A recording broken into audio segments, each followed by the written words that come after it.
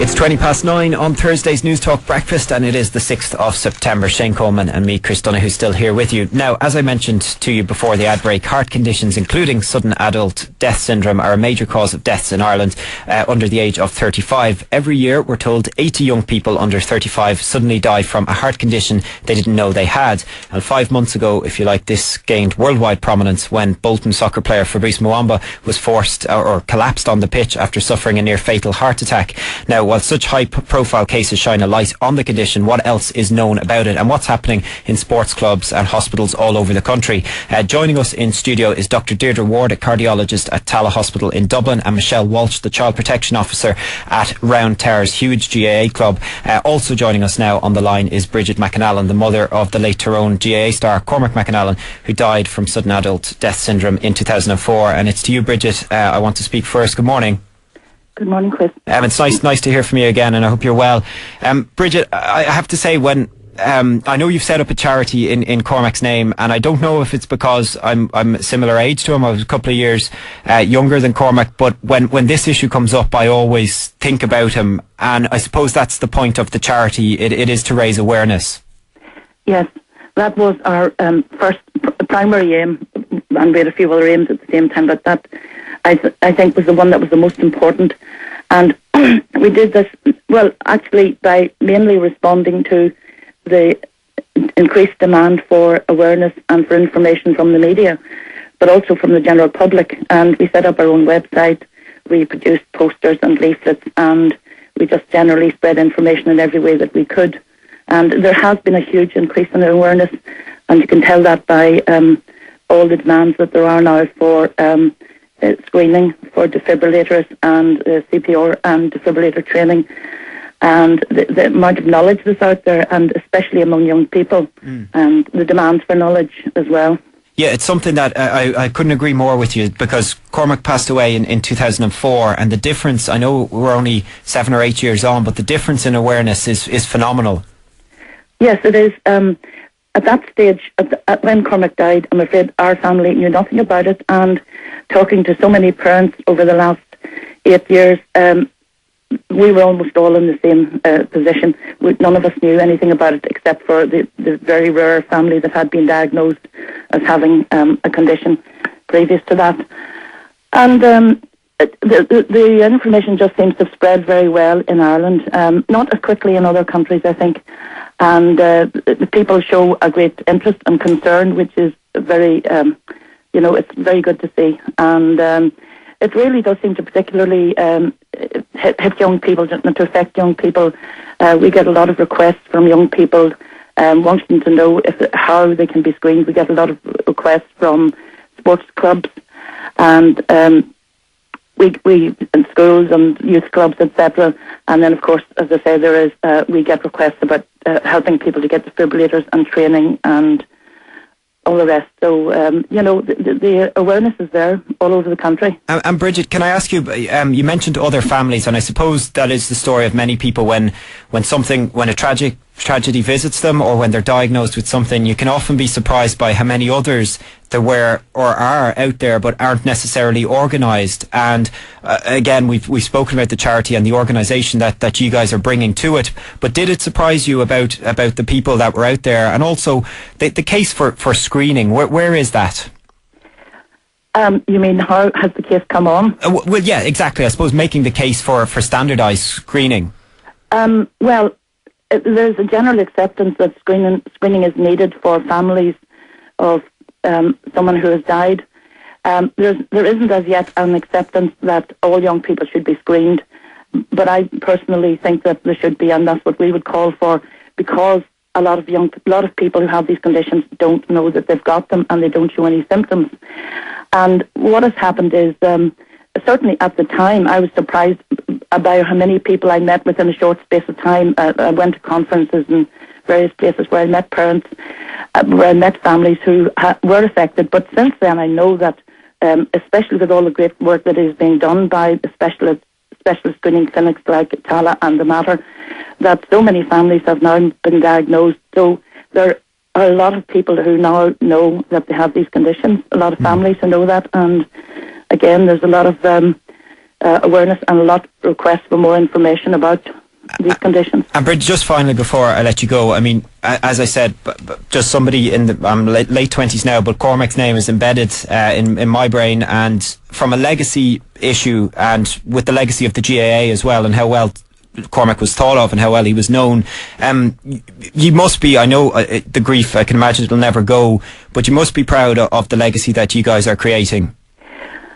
Well, we've simply done everything that we could within reason, and it has amazed me actually at how things have improved. And I know we are not the only people that have been fighting this cause. There have been groups in the south, like in the SADS group, and there have been various individuals, and there have been various bodies, north and south, the Irish Heart Foundation and the Cardiomyopathy Association and various bodies. But people have taken note of the work we have done, and I'm always very surprised at how much how much the public has taken notice of it, and people have been very generous and offered to fundraise for us many times all over the country when we didn't even know them. So yes, I am very pleased, yeah. And just very finally, how can people find out more, or a website for the charity if they want more information, or indeed to fundraise? Well, they'll get most of the information from our website, which is www.thecormactrust.com. Okay. And so you'll get most of that. Start there. Thecormactrust.com. Bridget McAnallen, mother of the late Tyrone star, as I said, Cormac McAnallen. Thank you very much, Bridget, for speaking to us this morning. Thank you, Chris. Dr. Deirdre Ward, cardiologist at Tala Hospital, and Michelle Walsh, Child Protection Officer and Heart Safe Officer at Round Towers GA Club in Dublin, are still with us in studio. Dr. Ward, can I start with you? Just firstly, is adult death syndrome, is that the right term to use? And just tell us a little bit about the condition. Well, I suppose technically sudden cardiac death is the term, probably because sudden cardiac death is where somebody dies from a heart rhythm change, and there are many different causes. In older people it's mostly due to hardening of the arteries that gives rise to the sudden rhythm change and the sudden collapse, but in younger people it's less likely to be hardening of the arteries. It's more likely to be a heart muscle condition, an electrical condition, or a structural problem that they may have been born with and that may be inherited. And the sudden adult death syndrome is actually the subgroup of patients where they have probably had an electrical problem, they die suddenly, and when they have a post-mortem, nothing is found. And that's always the most difficult thing for a family to accept, is that a young person can die suddenly and the pathologist will come back after a fairly extensive investigation and say, we found nothing. And that's because there's no electricity in the heart after you die. So if it's one of the electrical problems, then you find nothing. And we now call that sudden arrhythmic death syndrome, whereas previously, about 15, 20 years ago, they didn't have any name for it. So there are a number of conditions that cause the sudden cardiac death, and at least 50% of the people who die of sudden cardiac death probably have an inherited condition, and that's where family screening comes in. And are there any symptoms, I mean, with hindsight, things that you didn't think were significant at the time that people can look back and say, do you know what, I hadn't been feeling well, or I had a turn, or I various different things. Are there any symptoms you can There are certainly symptoms that indicate a possible underlying problem, all right, and certainly there will be people who say, that a lot of people who died didn't have prior symptoms. It's always something you're never going to know because they may not have told people about them. Sometimes people think it's normal, think it's nothing to worry about, or they're worried about it but they don't want to tell anybody in case something is found. The things that we would suggest that people seek advice about would be if they experience chest discomfort or shortness of breath when they're exercising that significantly limits their ability to exercise. So not the kind of thing that when you're at the end of a 1 mile cross-country run that you haven't trained for, that's bothering you. It's the people who can't keep up with everybody else in PE class in school, who always struggle to keep up. And there are lots of other reasons why they might, but that should be considered as a possible cause. People who get palpitations where you feel like your heart is starting to race, that's very common, and in most cases it's not a worry. But if you get that for a prolonged period of time, or if you get that and it makes you very dizzy or pass out, that's something that you probably should get checked out. Or if you have sudden collapses. Fainting is very common. People get hot, sweaty, and feel woozy. That's a very common thing. But if you suddenly collapse for no apparent reason, then that could be an indicator indicator of an underlying problem. And then the fourth thing would be your family history. If somebody in the family has been diagnosed with a condition, or somebody has died suddenly at a young age, then there may be something running in the family and you should consider getting checked. Okay, the issue of screening, we heard Bridget McAnallen there saying that she would like to see every young person screened. I presume the problem there is a cost issue, is it? It's not so much that. I mean, that is partly it. I work in a centre in Tala Hospital which was set up in 2007, and it is almost entirely funded by the CRY charity, Cardiac Risk in the Young Ireland, because there is no government funding for this kind of service, and we were set up to provide services predominantly for families who've lost somebody where there may be a 1 in 2 chance that other family members are affected, and they need to be tested, and they need to be done in a timely manner by somebody who has experience and who can detect the conditions. The problem with screening the general population is partly because some of these conditions can be quite hard to diagnose, so that doing a simple test like an ECG will pick up some things, but it won't pick up everything. And sometimes, particularly in adolescence around the time of puberty, the things like the ECG, the electrical tracing of the heart, can be difficult to interpret. And also people who do a lot of sports training, sometimes they get changes on their ECG, which is a physiological adaptation to intense exercise, but it can be hard to tell the difference. So it would, in an ideal world, if it was easy, if it was very black and white and it was easy to pick up, yes, we should screen everybody. But at the moment, the screening will certainly increase your chance of picking up some people, but you will also include in the net some people who don't really have a problem but may be left with a large degree of uncertainty. Okay, let's say you do screen a young person and a problem is diagnosed. What happens then? Well, there are various different conditions, and some of them have higher risks of problems than others. And one of the things about these inherited conditions is that although sudden death is the worst possible complication, and obviously is a very serious one, not everybody who has these conditions is going to die from them. So there are certainly certain tools that we use to identify the people at highest risk. In general terms, we would certainly suggest that people reduce intensive sporting activity, because sporting activity can increase your risk of dying if you have one of these conditions. But there is always perhaps an overemphasis on the relationship between sport and sudden cardiac death. You can die of sudden cardiac death without ever being sporty in your lifetime. I was going to ask you, because for obvious reasons, it's linked to sport. Yes, in our minds. It gets attention from sport, because they're supposed to be the fittest people. And if a non-sporty, a kind of a computer nerd at 16 dies in his bed at home, that's not going to make the newspapers. Whereas if he was a prominent GAA player, it will. And there's probably an assumption, if you're not sporty, that you were probably taking drugs or something, and that's probably the assumption that people make, when in fact it's often these conditions. Is the link to sport, is that largely a coincidental one, for the want of a better No, it increases risk. It does increase the risk if you have one of these problems. It probably doubles your risk of dying from the condition. Because you're putting more of a strain on your body. Yeah, you're asking your heart to do a lot more. But certainly it's not the only thing. But we would certainly say that people who have been diagnosed with a problem should back off from intensive sport. They shouldn't make a career out of it. They shouldn't be trying to play county level GAA or do intensive sports.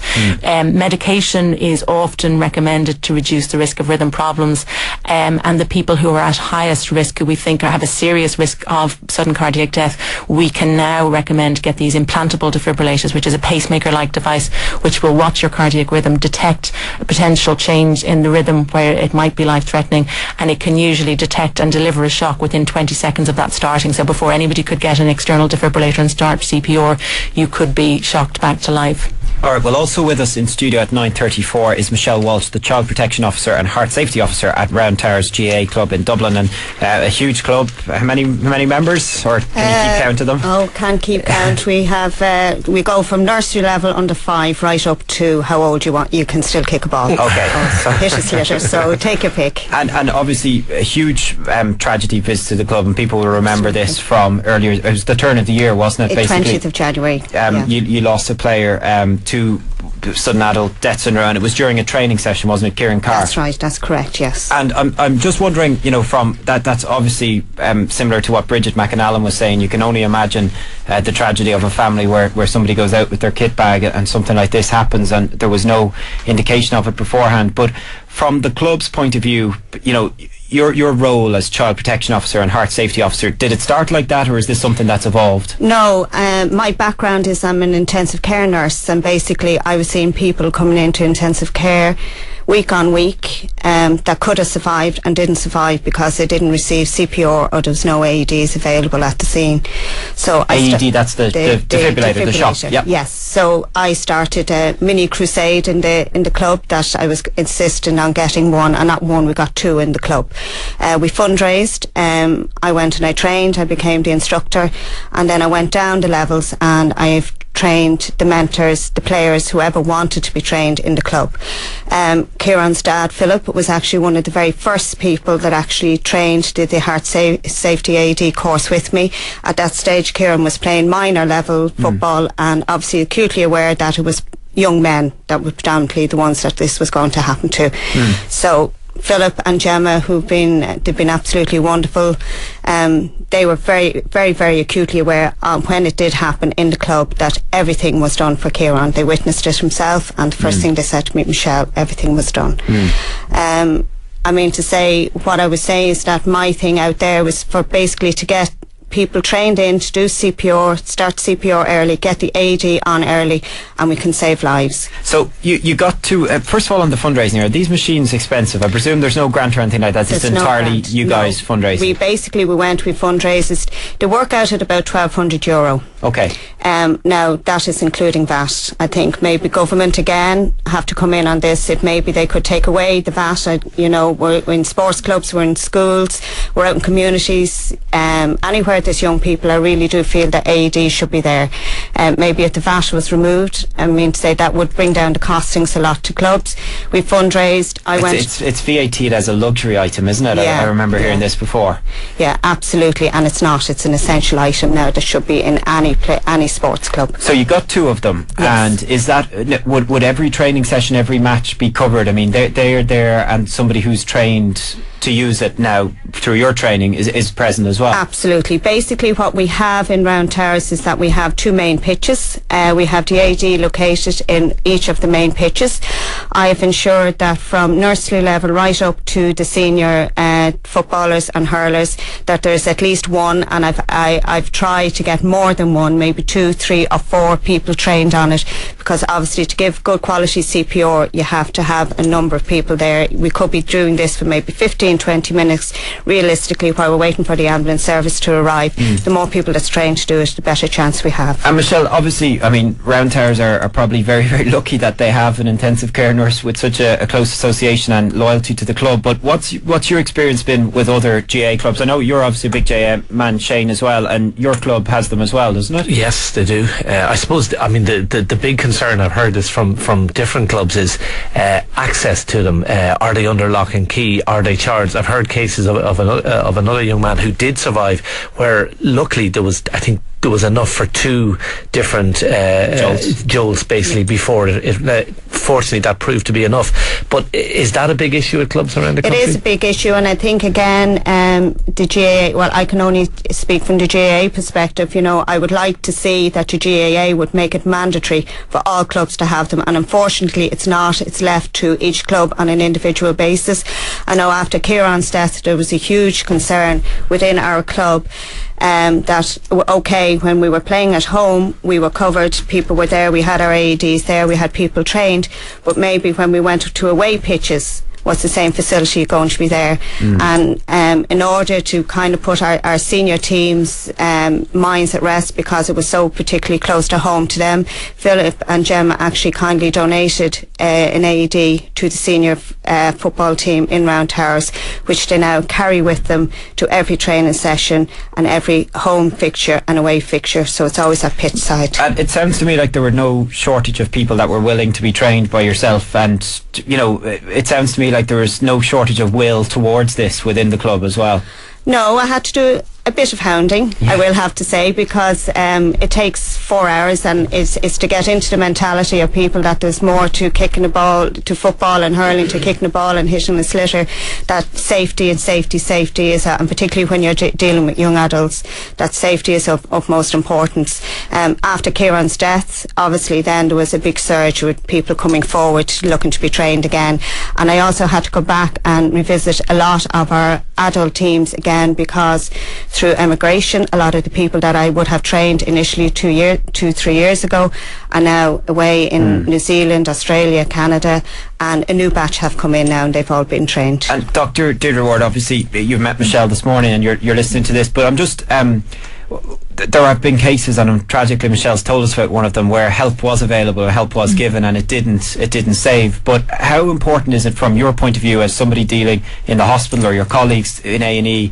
how important or how increased are your chances when you come in if you have received CPR or use of a defibrillator on site? And just focusing on, I suppose, sport and the different places that defibrillators are available.